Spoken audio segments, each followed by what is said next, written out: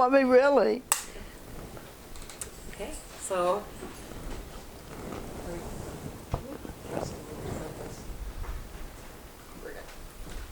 so if you could please tell me your name, and you told me your age, but not on camera, and also how you identify. So your name, your age, and how you identify, whatever that means to you. Trella Laughlin. My mother's name was Trella May. That's why I have to tell you the Ann.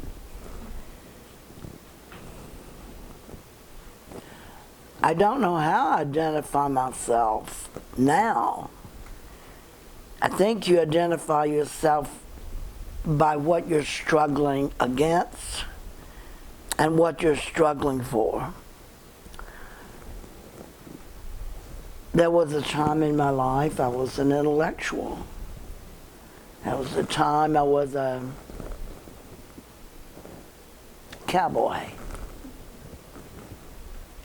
I was a teacher, college professor.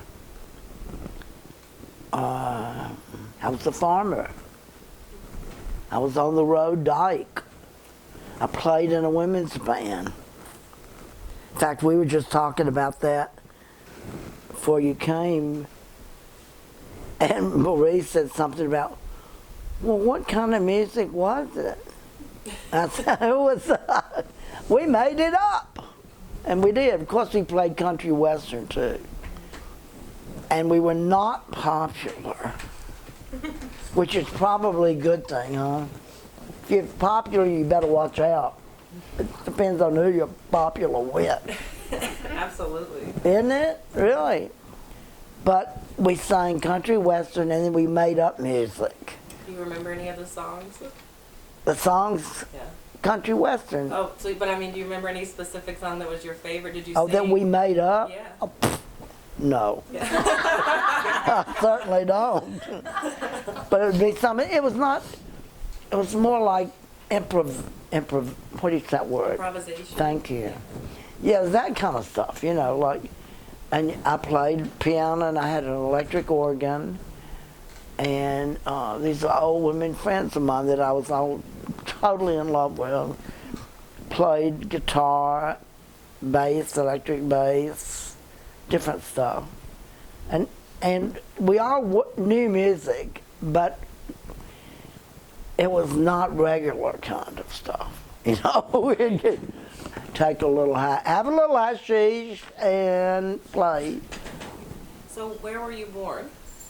Jackson, Mississippi. And is that where you grew up, or is it Texas? Where I grew up. Okay. My great-grandfather fought in the Civil War. Born and bred to be a racist, white supremacist, religious bigot. I'm proud to say I failed. So how'd you get out of it? What happened? Where's Marie? Marie, would you find Daisy Rudd's picture? Sure. It might be in my room upstairs. My mother, Trella May, died when I was 8 months old. I'll talk real fast. And my father hired this woman, a mixed race woman, to care for me. Her father was a white man who had raped her black mother. Daisy and I were like this, totally. And I've always been, oh, this is my heart. This is my heart. This is my heart. Mrs. Daisy Rudd. Yes, she is.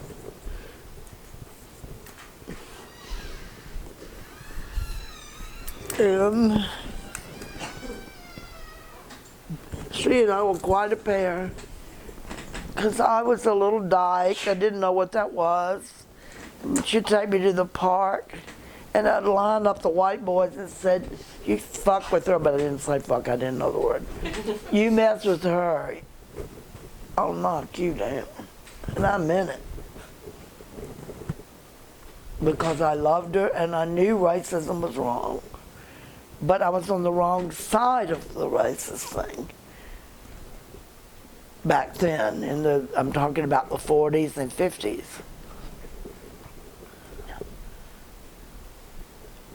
What were we talking about? I was asking where you're from, and then so. That's where I'm from, Mississippi. And when did you come to Arkansas?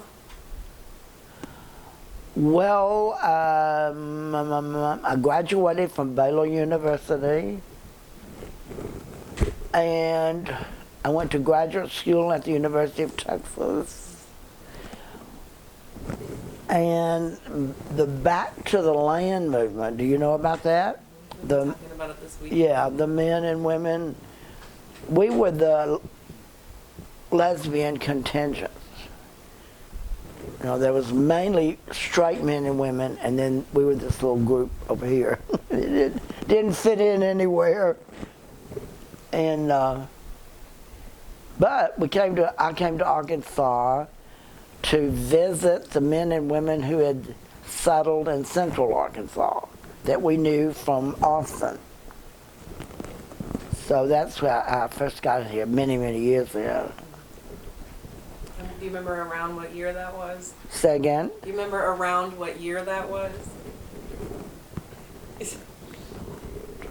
I'm 80. Just ballpark. It all just, ooh. Let's Like see, decade. okay, let's see. What decade? It was, I went to Europe in '68. I can remember that. And taught in Rebel Wells in '68. Oh, wow, Came that back. must have been interesting in 68. And came back in '70 and rabble roused. I don't know when it was. That's because you rabble roused, you don't remember. You smoke dope and drink beer and stuff. I'm serious, I'm not blowing you off. I'm sorry. No, it's okay. So, as you're in this, Back to the Land movements, what is your experience with activist organizations? And I know you've had a lot of different experiences, but if we're focusing on, women's activism, lesbian activism, what are your experiences with those forms of activism? Well, we were very discriminated against. I mean, we're all white women, so in that sense, that's ironic, But we were discriminated against because they were bigots about queers, and the liberation, gay liberation had not come out at that time, and we were just all trying to survive, live together in a big house, cooked evening meals for anybody who was hungry. I love that about it. Just living, but I think we're just trying to find our way and trying to find a girlfriend. I like that part too. And, deal with jealousy and sex and stuff like that. You're going to love my later questions. Good. Because they are all about that. Whoa. Actually, we can go into them now because I'm doing both of these interviews. So hand me that picture right over there in the far right. Far right, yeah. That, yeah. This was my lover, who's now deceased. I'm sorry. Yes, me too.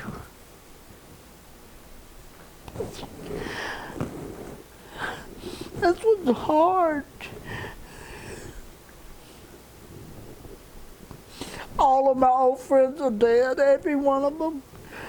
And I hope y'all will be my friends too. But my old friends, my stomping ground buddies are dead. Her name was Patricia. She was from Kentucky, working class lesbian, beautiful woman, smart. We were in love. And we knew the people in Austin who had bought land in Central Arkansas. So we came over here, but we didn't have any money, And we couldn't live with them because the men ran everything. They always ran everything. And I fought with them because I'm not a nice person. I don't want to be nice. I want to be free. And I don't like to put up with that shit. What is this mess, you know? I think we need to get that on a t-shirt. I don't want to be nice, I want to be free. Well, that's why I love seeing you. It's why I appreciate you so much. Because it wasn't like that. We were the ones out front. We were the ones taking the shit. Being disrespected. Oh no, y'all can't sing here. We sing, you know. Always criticism, disrespect, no money, cops. Cops didn't like us. We didn't like them, but we didn't try to kill them. It was just hard, fucking hard. And we were racist in the sense that we never thought, oh gee, we're all white women. You know, it never even occurred to us. We did have some women of color come visit, and they had a good time. It was okay, but you know, it's kind of not the way to deal with white supremacy. It's one of the ways, but anyway. So we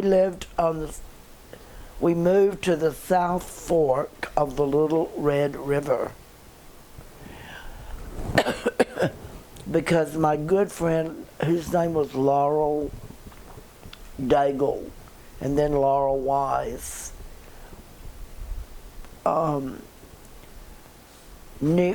met a chiropractor, who owned 1,000 acres along the Little Red River.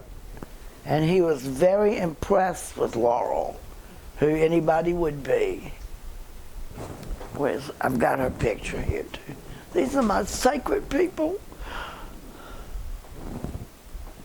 Anyway, and so he let Laurel live on that land.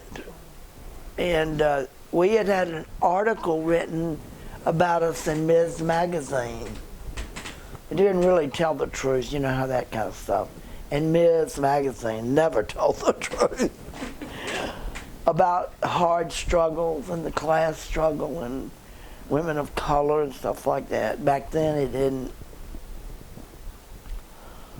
But anyway, women had read about us, and so they all came to visit, which we thought was wonderful, except we got tired of picking up their garbage and their trash and their beer cans and their fast food wrappers, because they didn't have the consciousness that you have to live collectively on the land. You have to learn to love your mother and honor your mother and learn to live collectively, and most importantly, besides loving each other, learn how to give loving, helpful, not mean, honest criticism. And too often, the criticism had a little venom in it, and you can't have that. We're all fucked up. Come on, look where we were raised, you know. But there was a lot of anger because, and I don't blame a working class woman for being angry at middle class women at all. I was raised middle class. I'm totally fucked, and I'm glad. Now I welcome criticism, but it took a long time to get to that place. And being a Southerner, everybody assumed I was a raging racist, which I was not. I was a stupid racist. You know, I didn't know, but I read, and I talked to a lot of people, and I had began to make friends, and I joined anti-imperialist groups, and I traveled abroad. not as a rich person, but as hardly had any money at all. And it was so good because of my practice. I got respected, and therefore I got introduced to revolutionary people who were working for change. It was so good. It was an education of my life. Can you tell me some of the places you've been? Oh. Well, I spent a lot of time in Nicaragua. That was after the revolution. I spent time in El Salvador. I went to Cuba. I went to Palestine. I mean, you know, I went to Israel. I've been to Europe. I've been around a lot of places. But the point I'd like to really make about that is, what I think was such a gift to me was I didn't go as a tourist. Or if I did, I was a revolutionary left-wing, anti-imperialist, anti-racist, trying to learn good woman, you know, and I like that. And they knew it. So I was blessed, loved, and respected, and it was so wonderful. Sounds amazing. Yeah, and but so many of my friends are dead. That did so much good for so many people. And we're in the struggle for a long time, and they came from different directions. Some about class, some about racism. Now we have all the things about ableism and other stuff. I don't even know those words. We didn't have that then. That's why I was asking you. I was not being an asshole. Oh, I know. Well, I always have to say that because I'm accused often. I have a thick skin, so don't worry about it. It's okay. You're doing great. You're doing wonderfully. Thank you. So, were you very much involved with Spinsterhaven, or just with organization? Not really, Okay. no. So then that will We were too rowdy for Spinsterhaven. tell me more about that. Well, first of all, we were separatists. We didn't want any men around, which I later began to think was wrong. And it is wrong. But just like if you are a member of one of the oppressed groups, you have to spend a lot of time working on that. In other words, if you're a woman of color and you are trying to relate and live with people of white people, you have to deal with that all the time because it's a fact of life. Should we wait? Yeah, I'm sorry. Which car is it? Because they're all red. Is it the Door That's amazing. in the middle of the war. I bet you saw some atrocities. Well, I know about trying to organize in the middle of a war Yeah. with a bunch of rowdy people. Yeah, this is much easier. I love it. Yeah. Okay. Yeah. That dog is like a stuffed animal. It's so adorable. It's just like. And we're running. Oh, we are? Okay. All right. So you mentioned separatism. Yeah. And that's actually one of our questions. So you say that you used to consider yourself a separatist, and now you realize that, you know, you don't identify that way. Can you tell me what it meant at the time and why you changed? Well, all of the people who were leftists or into the food movement, you know, organic food movement, all the shit we do, were mostly white people and kind of off in their own little groups. I don't think we knew what we were doing, you know, we were just trying to survive, stay out of jail, get enough money to buy food. I don't think we knew much, but we were learning fast, you know, and what was the question again? You said that you used to consider yourself a Separatism. but then you decided Oh, yeah, to move so beyond. we're mixed groups. But at some point we got tired of dealing with male supremacy. Because if men are not working on their issues, just like if white people are not working on their issues, then they come up and they make a mess of everything. But what I learned is, you know, the change to not being a separatist, because we need each other, everybody. We need each other. And besides, I don't want to live with that poison in me. I fucking will not be a racist pig fuck.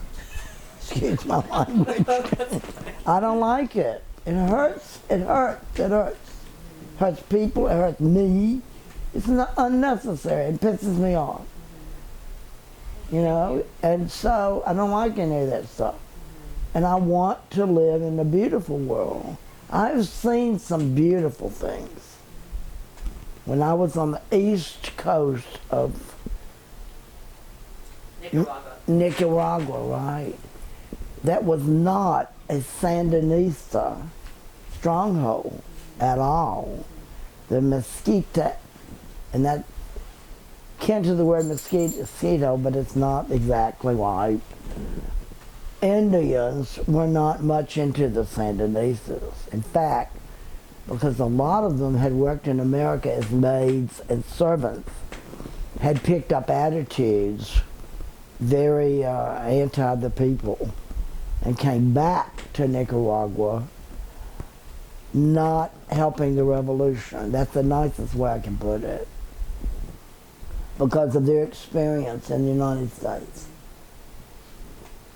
So it was a real different world, but I was on the East Coast, and we all knew that they were not happy about all of us lefties down there, you know, in the Sandinistas, but it's part of the experience and learning. And so I was sitting in front of a hostel, getting ready to go have something to eat, and down the street came a long line of people, and they were men in regular workers' clothes that were Nicaraguan, and in front of them was a Sandinista woman in a uniform. And I thought, hot chips, that's good, you know? But she didn't have any guns on them. Nobody had guns, and they were prisoners. I thought, wow, what's this, you know? So they went down to the schoolhouse. And what her job was to teach them reading and writing. And then they had discussion groups of, well, I know you don't want to beat the shit out of your wife. Why not? Think about that. You know, think about being exploited by the owners. And how wonderful is that? Instead of locking up somebody in a jail cell because they were angry and poor. Come on, you know, and saying shit like that did it for me. Like, okay, we can do it. But it's just a little bit here and a little bit there. And then the United States government, because I am an American, I'm an internationalist, but I was born in America, and I've taken it on to make my country change and to be a person I can respect and not be a racist pig fucker. I like that term, pig fucker. So, and thank you for all that. Yeah, I bet. So it makes me think about then the next question, which kind of ties into this, which is, what changes have you seen, for good or for bad, or however you want to say? What have you seen, especially about the movements we've been talking about in particular, the women's movement, the LGBTQIA plus movement? I know the letters. I'll just say that. I think movements fail, which is a heartbreaker. And movements evolve. So maybe they don't fail. They change out of what you originally thought, you wanted to do.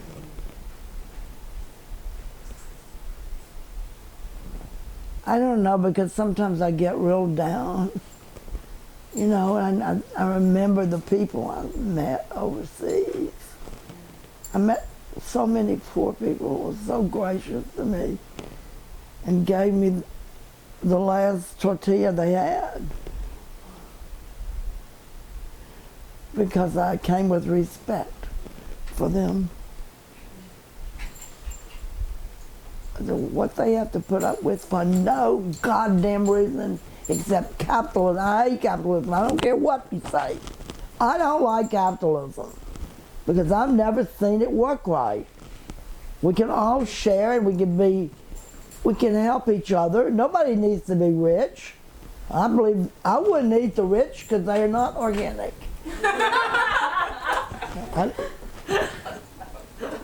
But no, it's unnecessary. Unnecessary. And it's a mind fuck. You are mind fucked if you think it is. You have been conditioned to think a lie. So with everything you've seen then, do you have hope for the future? Do you think that things are gonna evolve again? That we're just in maybe a setback and then there'll be something different? What do you see and what do you think? Well, I'm not exactly an activist anymore. I write letters and make phone calls and try to harass our representatives a lot, but not like I used to be. And I don't want to say it because I don't want to discourage you all, but I think we're fucked. I do, I'm sorry. It's just so big. And then I reach my own practice in life, and I think I cannot pick up a gun. Some of my dearest friends were in the armed struggle. And the photographs are there. Marilyn Buck, you know who she was? Judy Clark in New York. Men too. And on the front door it says,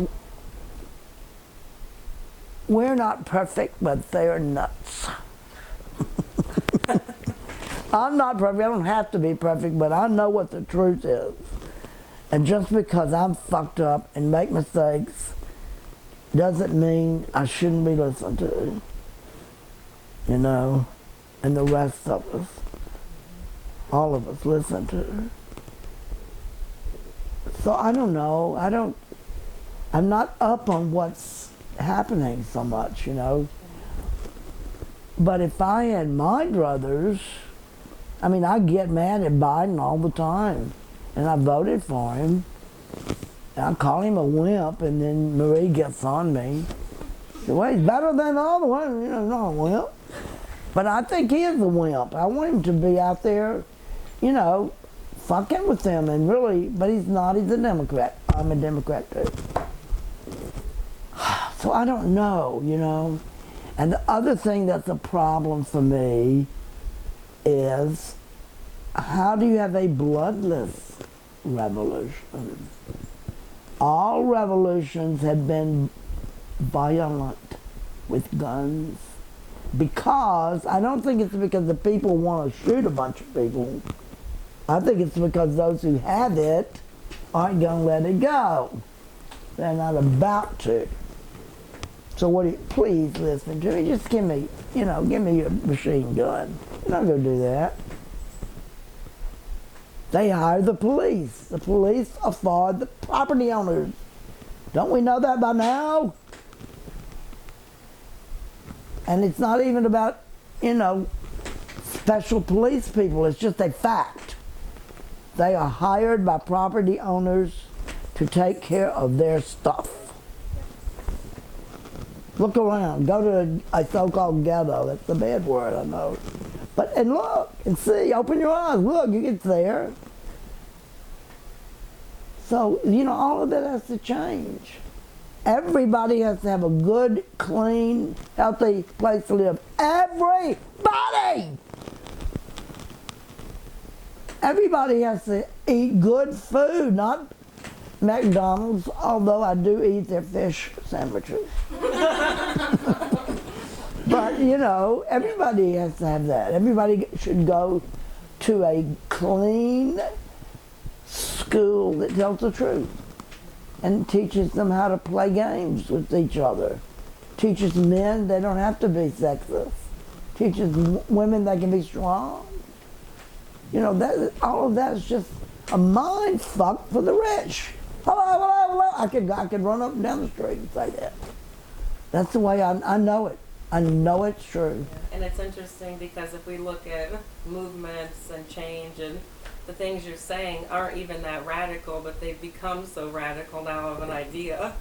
And I think that's the thing too, that it's even the idea of people everybody having food, right? It shouldn't be a highly politicized radical idea, but it is, right? And so I think you definitely say a lot of things that are very impactful and make us think, I think, a lot. So before we get into the sex stuff, I would like to ask you, what is your most, if you had, and I know you have many, many memories, Yeah. but if you had to choose the most impactful or the best memory from your activism, what would you say?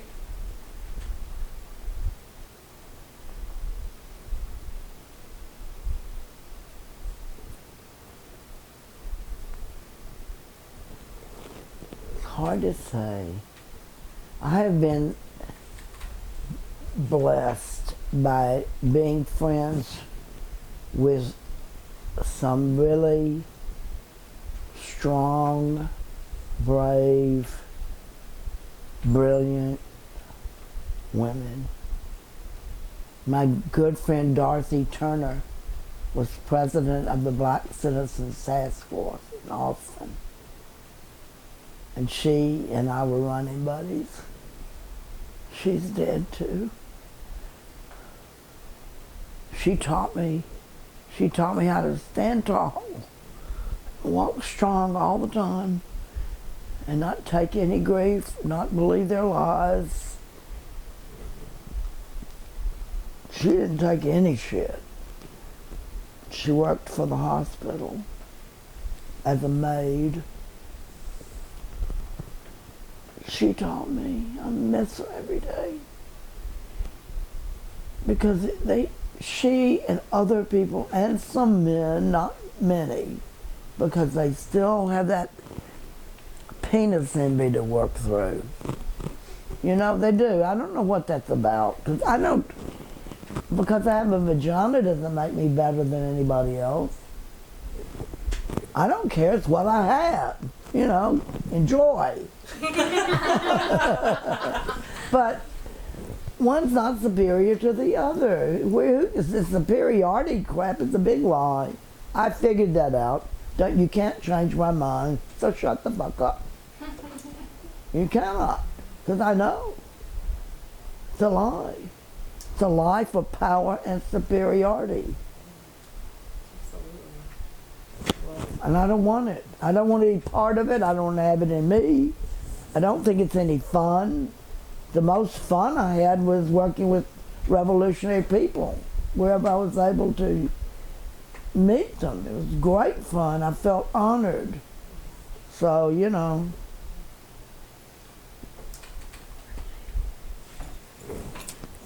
Pause for a second. The camera's about to die. Okay. Do we want to clap forward for the next? Yes. There's a clap forward. Pain.